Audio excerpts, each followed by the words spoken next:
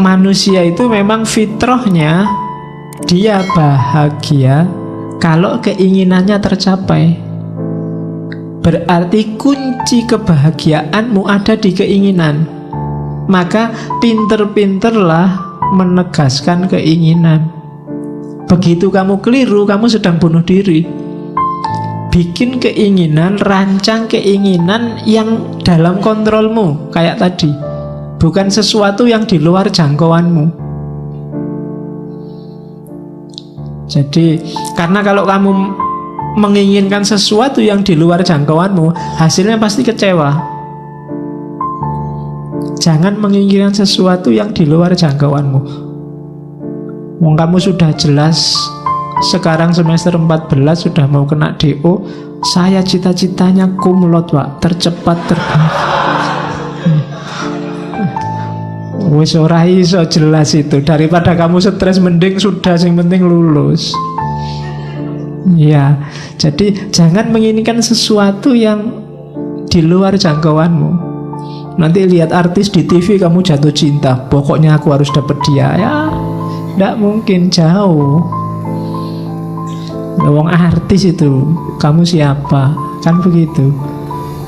Nanti daripada kamu stres, tidak karuan juntrungannya loh. Ya cukup kamu beli kaca aja, lihat di kamar. Oke, jadi jangan menginginkan yang di luar jangkauan. Ukur kekuatanmu. Terus, karena kamu bisa kecewa kalau salah menetapkan keinginan. Saya, Pak, mulai sekarang ingin tiap malam sholat tahajud, mulai jam 1 sampai subuh. Nggak putus-putus. Wis kecewa mesti kamu nanti. Iya. Kenapa? Mungkin di luar jangkauanmu. Wong kamu sholat subuh, ayo. Iya. Jadi inginkan yang dalam jangkauanmu. Itu penting bagi yang nggak pengen stres. Oke. Karena itu, kalau tiba-tiba terbersit apapun yang menurutmu itu di luar jangkauanmu, kalimatnya Stoa apa? You are nothing in relation to me. Kamu tidak ada hubungannya sama aku. Jadi jauh-jauh. Jalan-jalan di mall, lihat orang belanja baju banyak sekali, harganya ratusan ribu. Kamu mau beli kaos 40.000 aja diwala-walik pintu. Lihat orang itu, nggak ada hubungannya sama aku. Kita beda dunia. Nggak usah membayang-bayangkan, menginginkan yang kayak yang kamu lihat, nanti kamu malah stres sendiri. Jadi kamu harus punya senjata ini tadi. You are nothing in relation to me. Ada cowok cewek pacaran, cakep, cowoknya cakep, ceweknya cakep, kamu nonton, kamu jomblo sudah bertahun-tahun. Biar nggak galau apa? You are nothing in relation to me. Kamu nggak ada hubungannya sama aku. Kita dunianya beda. Lo itu lebih simpel lah daripada kamu stres. Kamu mangkel, marah, malah menghabiskan energi kayak tadi untuk yang sia-sia. Biarin aja lah, mereka punya dunia sendiri, aku punya dunia sendiri. Aku cukup nonton TV sendirian, di kamar sendirian, makan sendiri, masak sendiri ya. Oke, yuk bikinlah nanti narasi-narasi untuk lebih baik sendiri, lebih merdeka sendiri. Sudah apa-apa lah untuk menghibur diri. Jadi inginkan yang bisa kamu kontrol. Untuk yang tidak bisa kamu kontrol, kok tiba-tiba kamu berhasrat, katakan you are nothing in relation to me. Kamu tidak nyambung lagi, kita frekuensinya beda.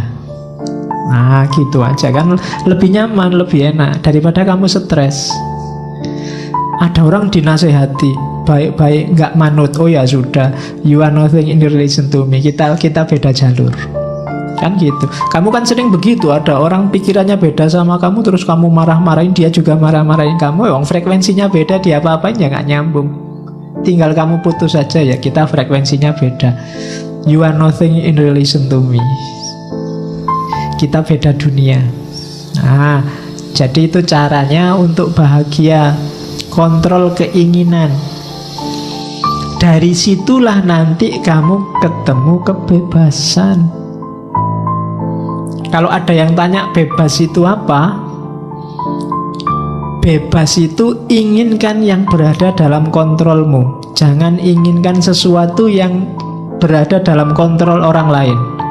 Kalau cita-citamu menginginkan sesuatu yang jadi milik atau dikontrol orang lain, maka saat itu juga kamu jadi budak. Budaknya siapa? Budaknya orang lain yang mengontrol keinginanmu tadi. Kalau cita-citamu misalnya jadi PNS dan menurutmu di luar kontrolmu, maka kamu akan jadi budak orang yang mengontrol penerimaan PNS. Kalau cita-citamu ndak jomblo lagi, punya pasangan, padahal di luar kontrolmu, kamu akan dikontrol orang yang bisa ngasih kamu pasangan atau menjanjikanmu jadi pasangannya. Ya kan? Kalau cita-citamu harta, padahal itu belum waktunya dan di luar kontrolmu, maka kamu akan jadi budak orang yang bisa memberikanmu harta. Namanya jadi nggak bebas. Maka kalau kamu ingin bebas yang sejati, inginkan yang hanya dalam kontrolmu saja. Yang di luar kontrolmu nggak usah diinginkan. Jangankan di luar kontrolnya orang lain, di luar kontrolnya Allah pun jangan ditagih-tagih ya Allah, kok dulu aku anaknya orang desa, mbok aku anaknya presiden apa anaknya menteri. Ya kalau kamu yang diinginkan itu, kamu jadi tidak bebas. Kebebasan itu inginkan yang dalam kontrolmu. Jangan nagih sesuatu yang di luar kekuasaanmu.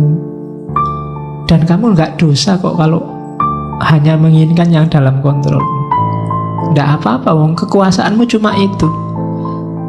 Agama kan mengajarkan begitu. Kalau kamu sholat nggak kuat berdiri, ya duduk. Nggak usah iri dengan orang yang bisa berdiri.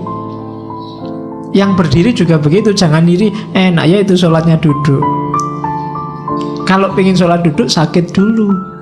Kan begitu. Masing-masing punya jatahnya sendiri-sendiri. Ya mungkin jatahmu sekarang masih jomblo, yang lain jatahnya sudah punya pasangan, itu biasa. Jadi tidak harus menginginkan yang di luar kuasamu. Kecuali janjane sudah dalam kuasamu, kamu nggak jomblo lagi, tapi kamu milih jomblo, wah itu rasa dewe nanti. Ya, kamu akan galau mesti. Harusnya kamu ambil, nggak kamu ambil. Jadi bebas yang sejati itu apa? Bebas yang sejati itu menginginkan yang dalam kontrolmu, bukan yang di luar kontrol. Mari kita demo biar Donald Trump gak jadi presiden Amerika lagi. Kejauhan, hasilnya mesti stres. Jadi ya yang deket-deket lah. Terlalu jauh kalau Donald Trump. Ya orang Indonesia ya presiden Indonesia. Kalau gak kuat ya gubernur, gak kuat ya bupati. Kalau masih gak kuat ya Pak RT, Pak RW misalnya loh. Itu kan dalam jangkauanmu, bukan yang di luar jangkauanmu. Kalau mimpimu terlalu besar, hasilnya kecewa. Atau kamu jadi budak yang bisa mewujudkan mimpimu. Jadi bebaslah. Bebaslah berarti apa? Inginkan hanya yang berada dalam jangkauanmu. Terus yang kedua, lanjutannya kebebasan. Kenapa sih ada yang tidak terjangkau? Ya, karena all can be free internally in mind, none can be free without in body. Kita itu akal sih bisa bebas, cuma mewujudkan isinya akal itu tidak bebas. Kamu mikir apa saja kan bisa, boleh, tidak ada sanksinya malah. Satu-satunya yang bisa bebas murni itu kan cuma mikir, akal.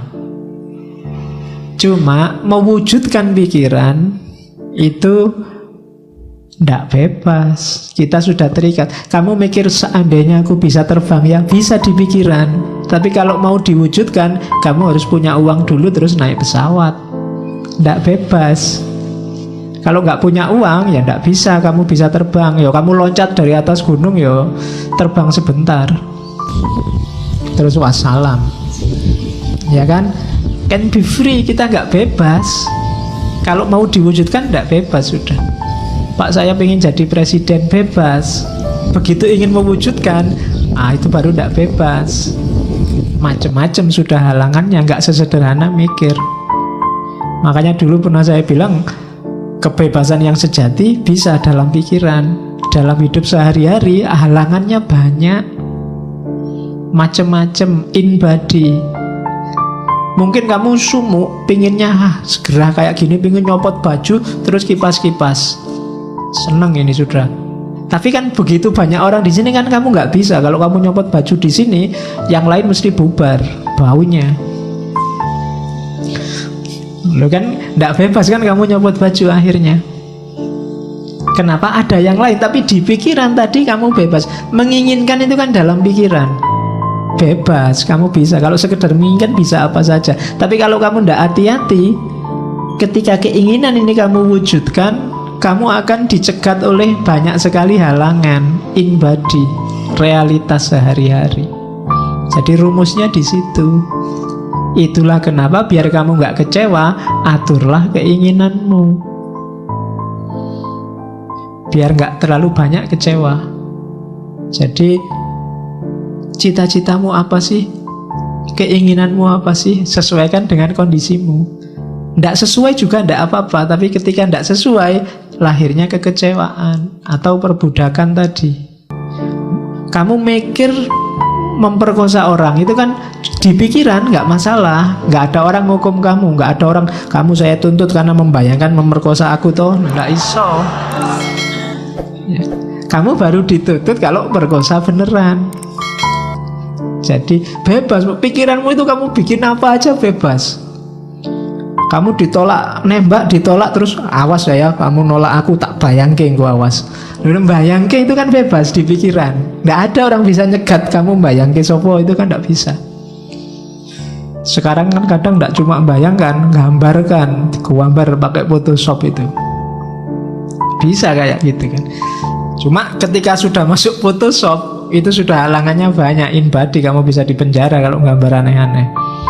Itu sudah in body. Kalau in mind, bebas. Murni masih ada di pikiran, itu bebas. Tidak ada orang dituntut, nggak ada orang dimarahi. Pak, saya membayangkan seandainya saya jadi wali, Pak. Nah itu kan orang, ya serapopo, mikir rodok ya rapopo, cuma di pikiran. Tapi kalau mau diwujudkan, halangannya banyak. Jadi rumusnya itu, kebebasan itu bisa dalam kamu mikir, tapi begitu mewujudkan bebas, kamu akan ketemu banyak sekali halangan-halangan. Karena hidup ini coraknya katanya Stoik tadi fatalistik. Terus ini yang teori lain dari Stoicisme, namanya teori apate. Apate itu nanti jadi akar kata, kalau bahasa Indonesia namanya apatis. Apatis itu kan kesannya sudahlah, nggak usah mikir hasilnya, paling ya begitu kan, itu apatis. Cuma arti aslinya begini ya, apatis itu apa? Orang melakukan sesuatu tanpa mikir hasilnya. Yang penting lakukan aja sebaik-baiknya sesuatu itu, mau hasilnya apa nanti. Itu apate. Gambarannya kayak orang mana.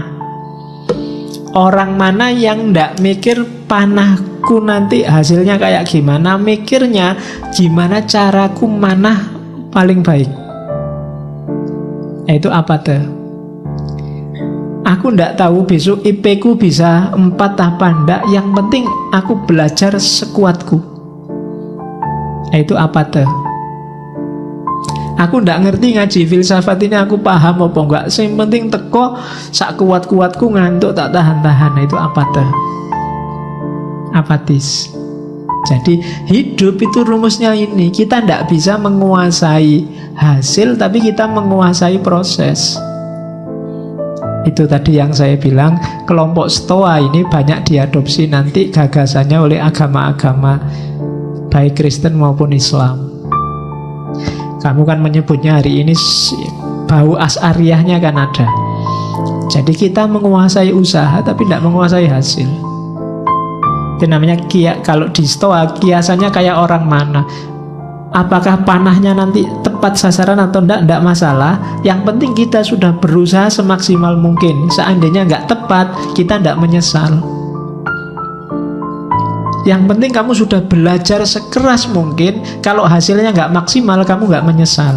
Tapi kalau kamu enggak belajar sekeras mungkin, hasilnya kok enggak maksimal, kamu pasti menyesal. Karena, duh tadi mbok aku serius dikit. Kayak kamu nggarap tesis atau nggarap skripsi itu loh. Waduh ini sudah mepet waktunya.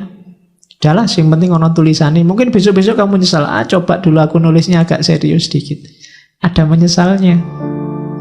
Maka katanya orang-orang Stoa, hidup itu perhatikan proses. Berikan semuanya. Kalau kamu punya 100%, berikan 100%. Jangan tanggung-tanggung. Kita kan sering apa-apa itu nanti kan bisa, segini aja dulu besok lagi, selalu begitu.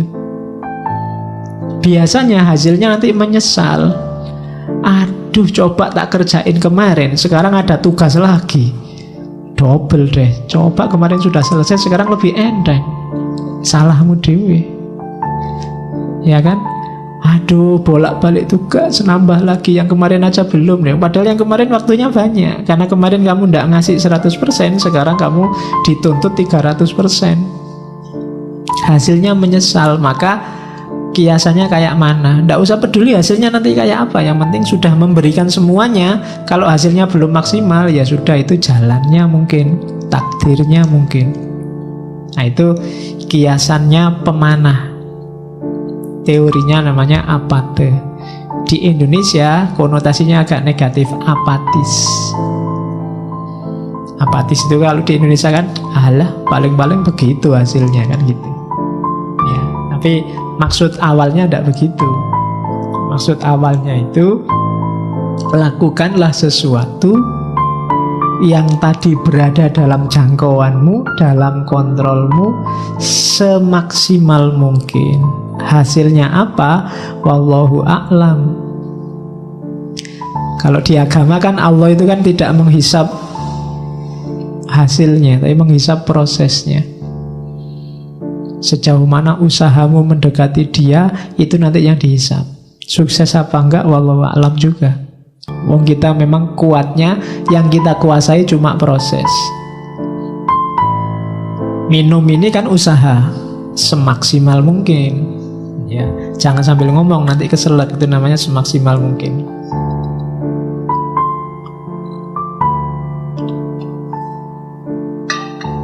Kalau bisa minum, mungkin minum tak tahan-tahan, nanti saja. Nanti selesai ngaji menyesal.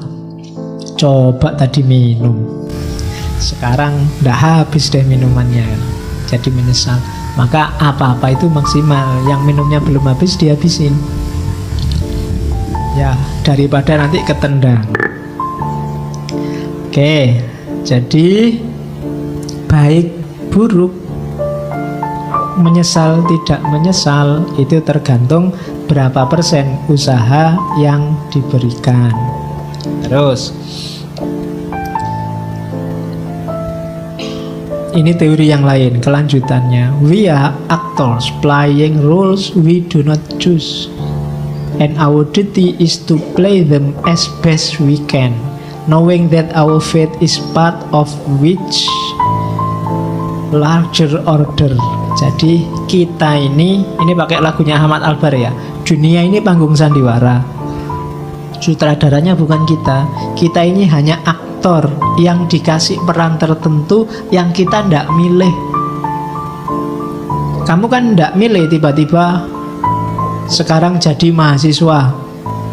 tiba-tiba jadi santri ngaji filsafat. Tiba-tiba ini kan kayak rule-rule, peran-peran yang diberikan oleh Tuhan pada kita. Kita tidak pernah milih.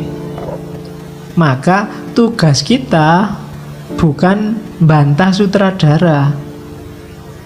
Kalau sudah di casting jadi antagonis, ya antagonis saja. Jadilah antagonis sebaik-baiknya.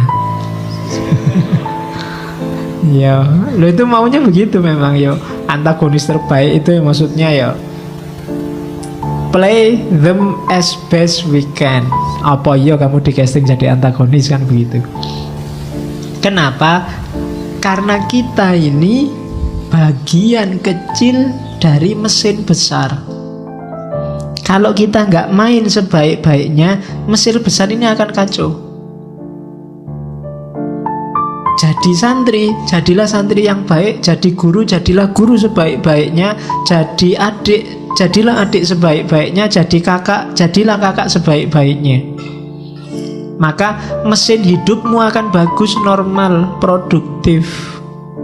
Jangan setengah-setengah. Jadi mahasiswa setengah-setengah. Jadi guru setengah-setengah. Jadi kakak juga setengah-setengah. Ya hasilnya tidak bagus. Mesinmu tidak akan muter dengan bagus. Kita itu bagian. Kalau kamu jadi kakak yang bagus, adikmu jadi adik yang bagus, ibumu ibu yang bagus, ayahmu ayah yang bagus, keluargamu jadi keluarga bagus, produktif. Pemimpinnya harus bagus, rakyatnya juga harus bagus. Tidak bisa salah satu. Wah, yang penting kan kuncinya pemimpin. Loh, sebagus-bagusnya pemimpin, kalau rakyatnya kacau ya tetap kacau. Karena ini organisme besar. Bahkan organisme besar ini tidak sekedar keluarga, tidak sekedar negara, tapi alam semesta. Jangan dikira chaosnya Suriah itu ya Suriah saja. Imbasnya pasti ke Indonesia. Buktinya banyak Indonesia yang ketut masuk ke sana. Jangan dikira gegerannya apa hari ini. Korea Utara sama Malaysia itu urusan mereka saja. Kalau benar terjadi perang, imbasnya pasti ke sini. Wong kita ini mesin besar kok. Israel sama Iran misalnya perang, terus dua-duanya mengeluarkan nuklir. Yang kiamat bukan cuma Israel sama Iran, ya sak dunya rusak kabeh. Karena kita organisme besar. Kalau kamu maki-maki orang misalnya, itu kan kamu tidak berperan yang bagus. Jangan dikira jeleknya kena kamu saja. Wong kamu itu bagian dari organisme besar. Keluargamu mungkin kena, kuwi anake sapa nek ngomong kaya ngono kuwi. Muridé sapa lho, gurunya kena. Candi kuwi, daerahmu kena. Iya kan? Jadi jangan dikira urusannya cuma sama dirimu. Kita ini sekrup kecil dalam organisme besar.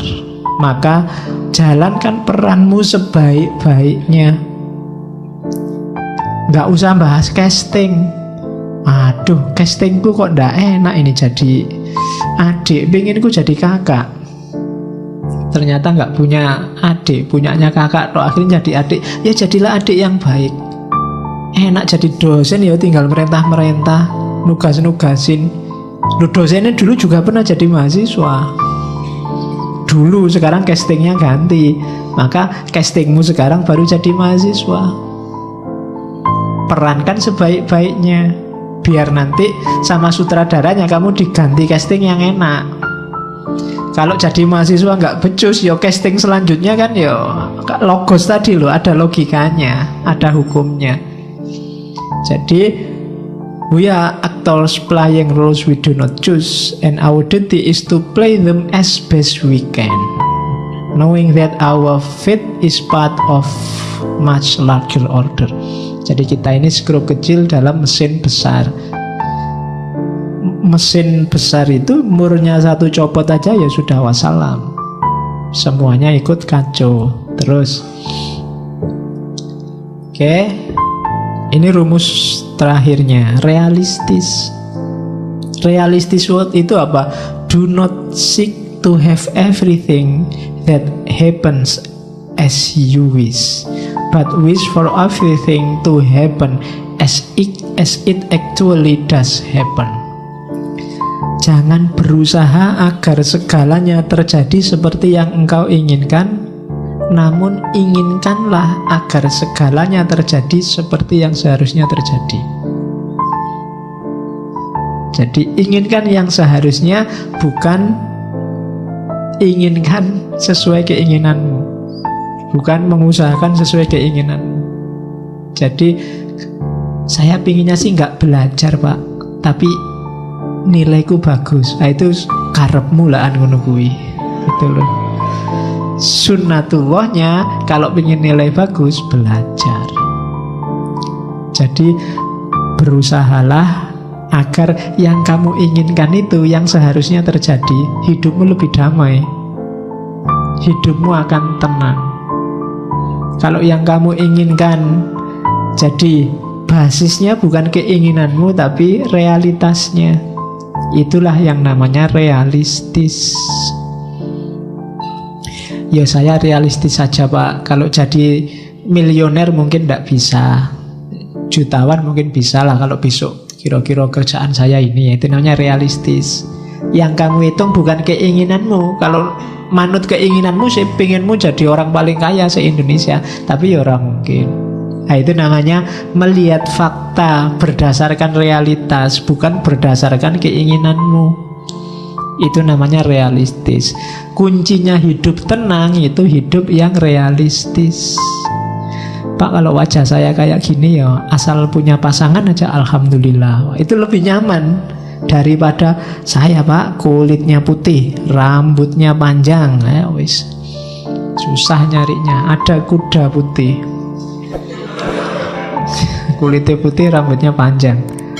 Oke, jadi hiduplah realistis saja.